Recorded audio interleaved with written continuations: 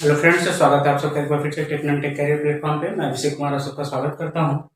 और बेसिकली आज के इस वीडियो में हम लोग देखेंगे कि भारतीय राज्य व्यवस्था को, जो हम लोग ने भारतीय संविधान सभा का पहला टॉपिक फर्स्ट पार्ट में कवर आउट करा था, उसको आगे बढ़ाते हुए इस चीज़ को हम लोग देखेंगे। और उम्मीद करते हैं कि वो चीज़ें आप लोग को समझ आ रही होंगी। थोड़ा सा और इलाबरेट करके एक्सप्लेन करके मैं कोशिश कर रहा हूँ कि उस चीज़ को आप तक डिलीवर किया जाए। ठीक है, तो चलते हैं आज के इस वीडियो में।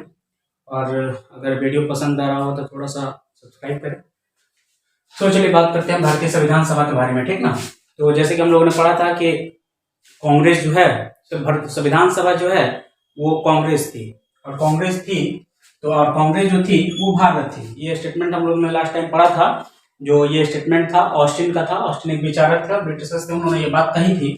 ठीक है, तो उसके बाद हम लोग पढ़ते हैं, देखते हैं आगे क्या होता है। जैसे कि हम लोग जानते हैं कि 9 दिसंबर 1946 को पहली बैठक हुई थी संविधान सभा की, और उसमें कुल 211 सदस्यों ने भाग लिया था।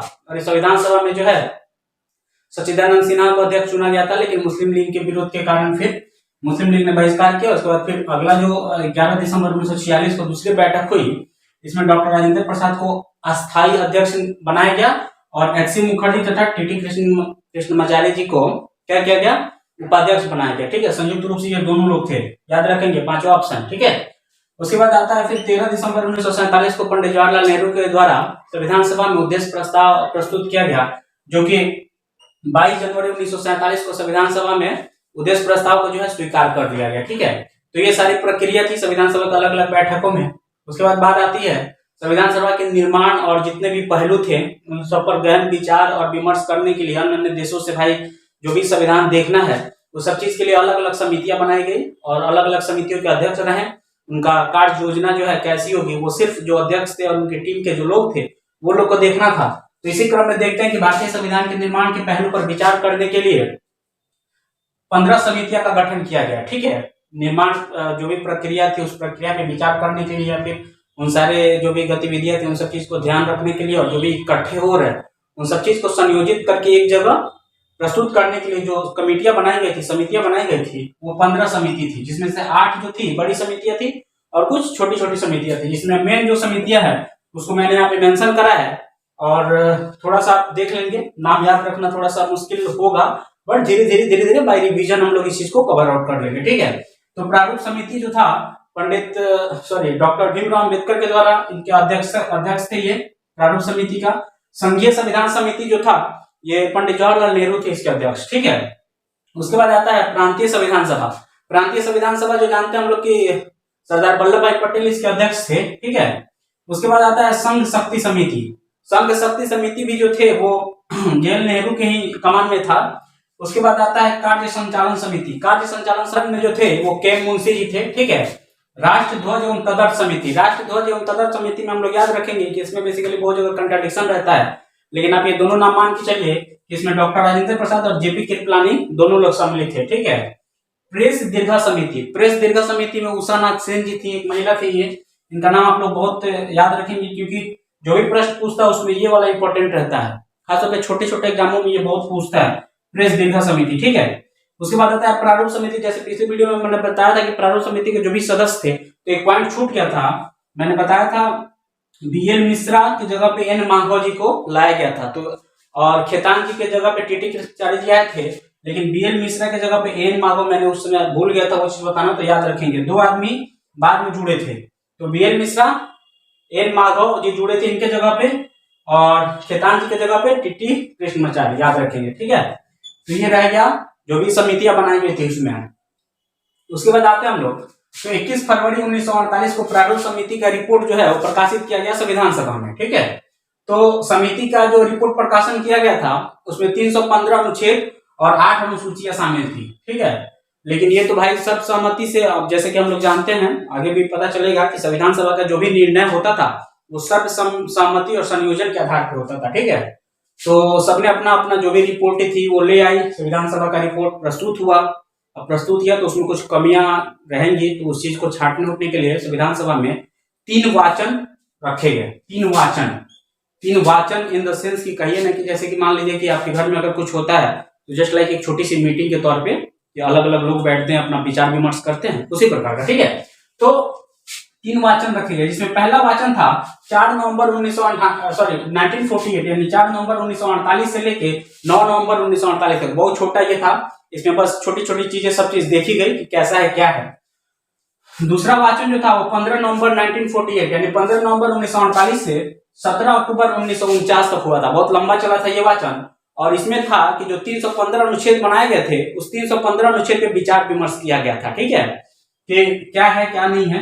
उसके बाद तीसरा वाचन जो हुआ था वो 14 नवंबर 1949 से 26 नवंबर 1949 तक हुआ था, जिसमें मतलब पूरी तरीके से सब सहमति से जब चीज क्लियर हो गया तो 26 नवंबर 1949, यहाँ पे याद रखेंगे तीसरा जो वाचन हुआ था वो उसका लास्ट डेट था 26 नवंबर 1949। इसी दिन संविधान सभा पूर्ण रूप से बनकर तैयार हो गई थी और इसी दिन संविधान सभा पे हस्ताक्षर हुए थे, जिसपे राजेंद्र प्रसाद सहित कुल 284 लोगों ने हस्ताक्षर किया था। जैसे हम लोगों ने पढ़ा था कि जो संविधान सभा लॉर्ड माउंटबेटन योजना के तहत 3 जून 1947 की योजना के तहत जो लॉर्ड माउंटबेटन का योजना था उससे विभाजन के उपरांत भारत में संविधान सभा के सदस्यों की संख्या 299 बच गई थी, ठीक है, जिसमें से कुछ लोगों के देहांत के बाद 284 लोग थे सदा हस्ताक्षर किए थे इस पे संविधान सभा पे। ये बहुत इंपॉर्टेंट फैक्ट है, याद रखेंगे। और उसमें 15 महिलाएं थी, ठीक है, संविधान सभा में 15 महिलाएं थी।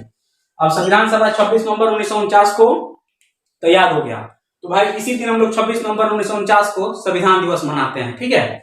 और अब बात आती है कि 26 नवंबर 1949 को भाई हमारा संविधान लागू हो गया, लेकिन 26 जनवरी 1950 को हम लोग गणतंत्र दिवस क्यों मनाते हैं? तो जैसे कि 1929 में लाहौर अधिवेशन में पंडित जवाहरलाल नेहरू ने रावी नदी के तट पे स्वाधीनता दिवस मनाया था। हम निर्माता के विचार में यह था कि उस दिन को जो हम लोग जिस दिन स्वाधीनता दिवस मनाए थे उस दिन को क्यों जाया जाने थे, क्यों नहीं उसी दिन हम अपने मतलब जो खुशी है उस चीज को जाहिर करें। शायद इसी वजह से 26 नवंबर 1949 के जगह पे संविधान को लागू ना करके 26 जनवरी 1950 को संविधान सभा को लागू किया गया, ठीक है। तो ये मेन फैक्ट रहा और ये चीज आप लोग याद रखेंगे। बहुत क्वेश्चन ये पूछता है कि 26 नवंबर 1949 को संविधान मतलब पूर्ण रूप से तैयार होने के बावजूद भी 26 जनवरी 1950 को क्यों मनाया जाता है?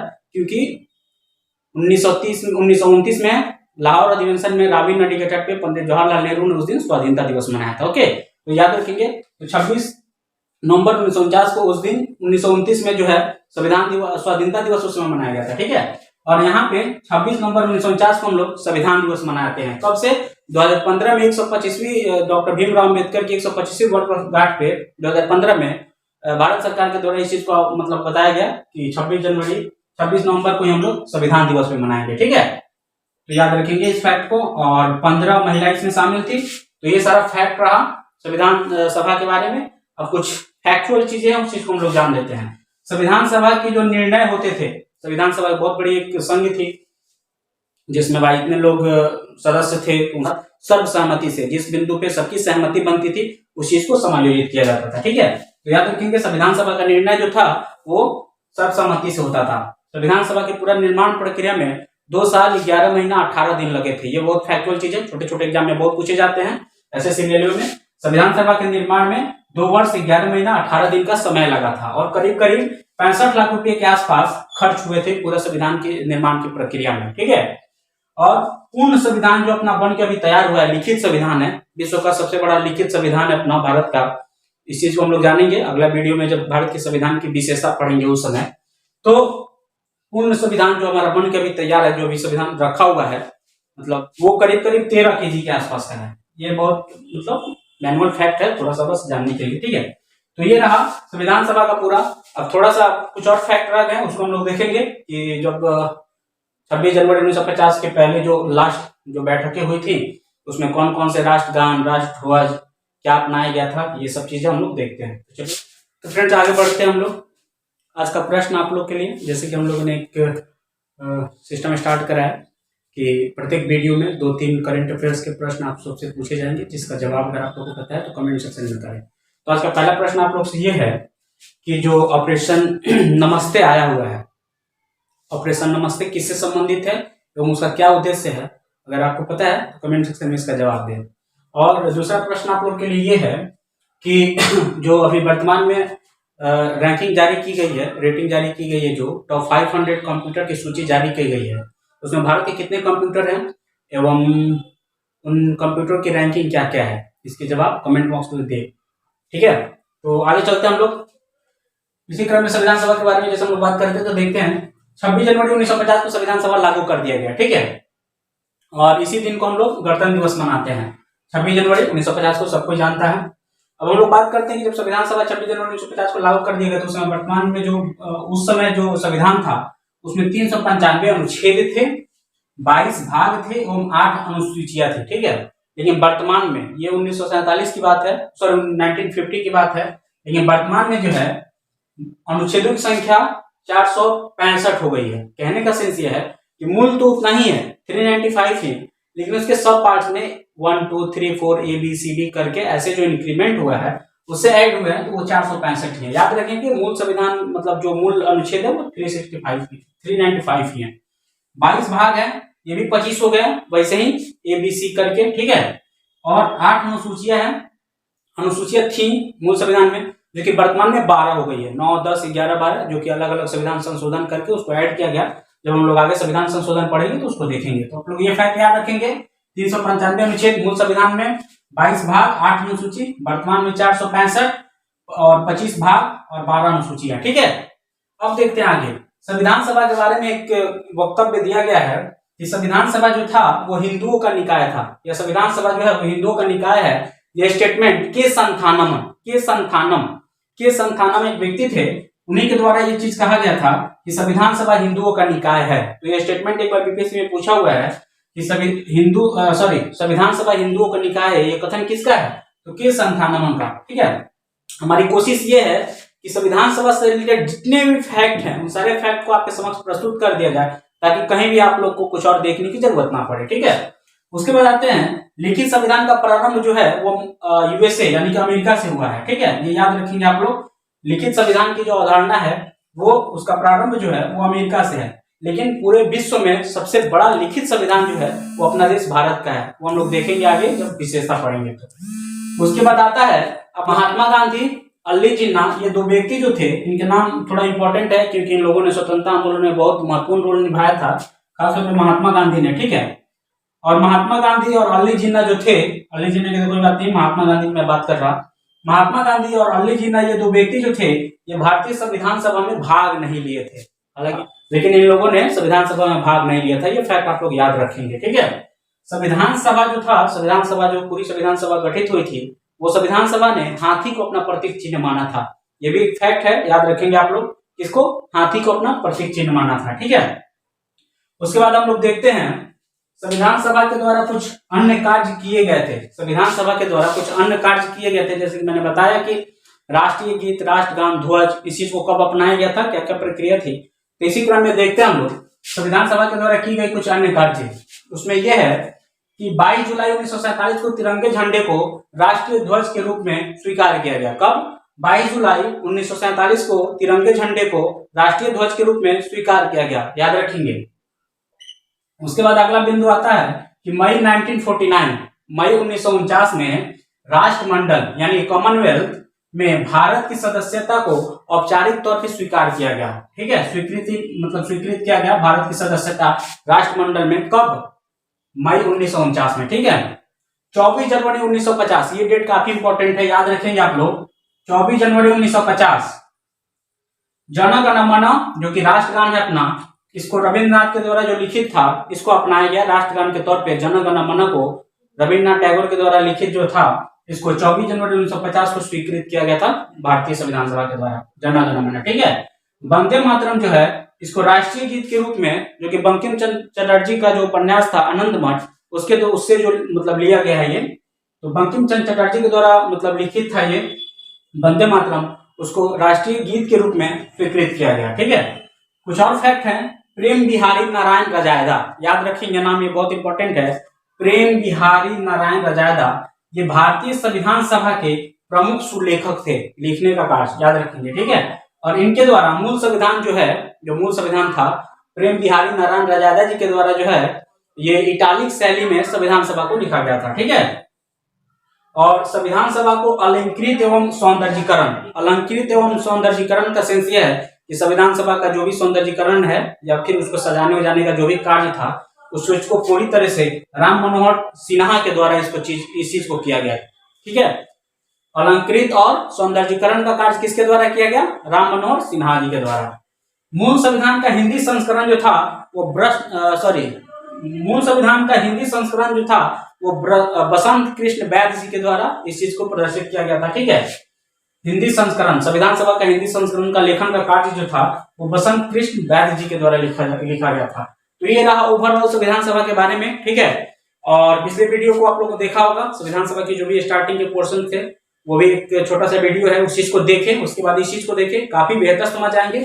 और जो फैक्ट है, ये फैक्ट 2 बार 3 बार देखने के बाद याद हो ही जाएंगे, पूरी उम्मीद है ऐसे ही सबको याद होता है। ठीक है, एक फैक्ट और शायद रह गया, इसमें बता देता हूं मैं कि डोमिनियन विधानसभा के रूप में संविधान सभा की पहली बैठक, डोमिनियन विधानमंडल के रूप में संविधान सभा की पहली बैठक जो थी वो 17 नवंबर 1947 को हुई थी। याद रखेंगे, 17 नवंबर 1947 को डोमिनियन विधानमंडल के रूप में पहली बैठक हुई थी संविधान सभा की, जिसकी अध्यक्षता जो है जीबी मावलंकर जी ने किया था। जीबी मावलंकर जी का नाम आप लोगों को पता होगा, जैसे कि यही थे जीबी मावलंकर, जो कि लोकसभा के पहले अध्यक्ष थे। जैसे लोकसभा का भी अध्यक्ष ओम बिरला जी है, तो लोकसभा के पहले अध्यक्ष जीबी मावलंकर जी थे, याद रखेंगे आप। उसके अलावा ये चीज यहाँ पे देख लेते हैं कि डोमिनियन विधानमंडल के रूप में संविधान सभा की पहली बैठक जो है 17 नवंबर 1947 को हुई थी, जिसकी अध्यक्षता जीबी मावलंकर जी ने किया था। ठीक है, तो ये सारा ओवरऑल पॉइंट रहा भारतीय संविधान सभा के बारे में। 2 प्रश्न आज के लिए आप लोग को करंट अफेयर्स के लिए रखा गया है कि टॉप 500 की जो कंप्यूटर की सूची आई है उसमें भारत के कौन कौन से कंप्यूटर शामिल है एवं उनके क्या क्या रैंकिंग है। उसके साथ साथ ऑपरेशन नमस्ते जो है किससे संबंधित है और ये ऑपरेशन किसके द्वारा चलाया गया है, इस चीज का जवाब आप कमेंट बॉक्स में जरूर दें। ये सारी वीडियो जो पहले पढ़ाया जा चुका है वो मतलब चैनल पे अवेलेबल है, उस चीज को आप देखें और जवाब देने की कोशिश करें। वीडियो अगर पसंद आए दोस्तों में शेयर करें और अपना प्यार बनाए रखें, पढ़ाई कंटिन्यू रखें। मिलते हैं अगले वीडियो में अगले टॉपिक के साथ। धन्यवाद।